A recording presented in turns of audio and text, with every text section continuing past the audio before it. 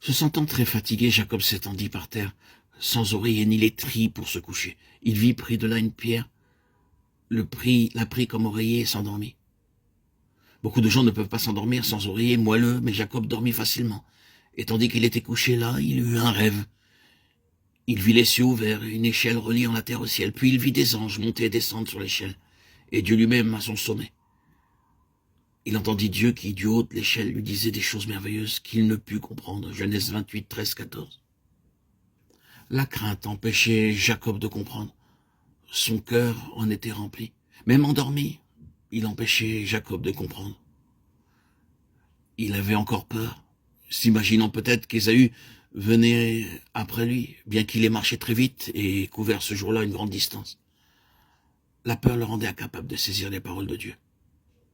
Ainsi, Dieu a dû commencer à travailler dans la vie de Jacob jusqu'à ce qu'il comprenne ce qu'il avait dit. Aussi longtemps qu'il y a de la crainte dans nos cœurs, ce que Dieu dit nous est inaccessible. À tout moment, le diable introduira dans nos cœurs toutes sortes de frayeurs et par la crainte, nous serons empêchés de comprendre les plans et les desseins de Dieu. Jacob avait à apprendre beaucoup de dures leçons avant de connaître le dessein de Dieu. Être délivré de la peur lui demanda 20 ans. Ne disons pas cependant, puisque Jacob a mis 20 ans à apprendre la leçon, moi j'entendrai aussi 20 ans. Non, nous avons l'amour de Christ répandu dans nos cœurs et le Saint-Esprit nous enseigne toutes choses. Aussi nous pouvons en être entièrement et immédiatement libérés. Bien que cela fût incompréhensible pour Jacob, nous pouvons voir aujourd'hui que Dieu lui faisait connaître son plan très clairement cette nuit-là.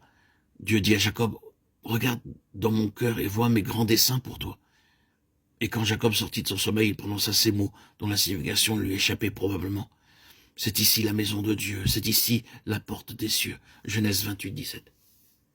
Le Saint-Esprit avait placé ces mots dans la bouche de Jacob, mots signifiant qu'il voyait quelque chose qu'il ne pouvait décrire que par l'expression « maison de Dieu », Bethel.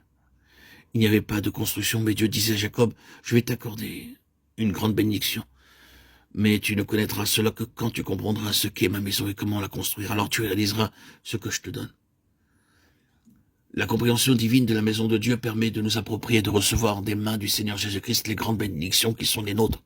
Ces mots ne seraient jamais oubliés par Jacob, la maison de Dieu, la maison de Dieu.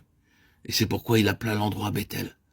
Ces mots signifiaient non seulement un lieu que Dieu avait promis de lui donner, mais incluaient également toute la plénitude de sa promesse et de sa bénédiction. En toi et en ta postérité, toutes les familles de la terre seront bénies. Genèse 28, 14. Quelle promesse! En toi, toutes les familles de la terre seront bénies. En fait, Dieu déclarait Jacob, dorénavant, je ne donnerai de bénédiction à personne d'autre que par toi.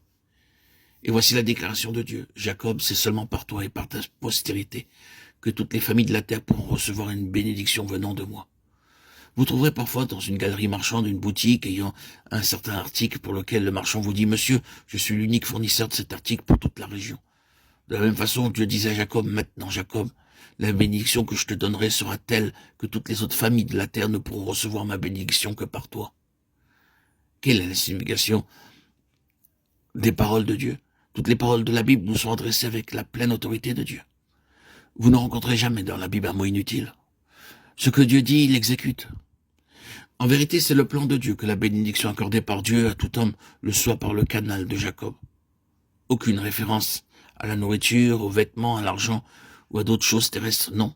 Dieu parlait d'une bénédiction céleste pour l'Église aujourd'hui.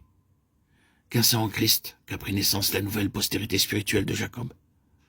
Lorsque nous comprenons véritablement notre vocation céleste en Christ, nous réalisons que ce n'est que de son Église, par son Église et dans son Église. La vraie maison de Dieu que Dieu peut donner des bénédictions aux autres, c'était son plan depuis le tout commencement. Et c'est ce que nous voyons lorsque nous arrivons à la fin des Écritures dans Apocalypse chapitre 21.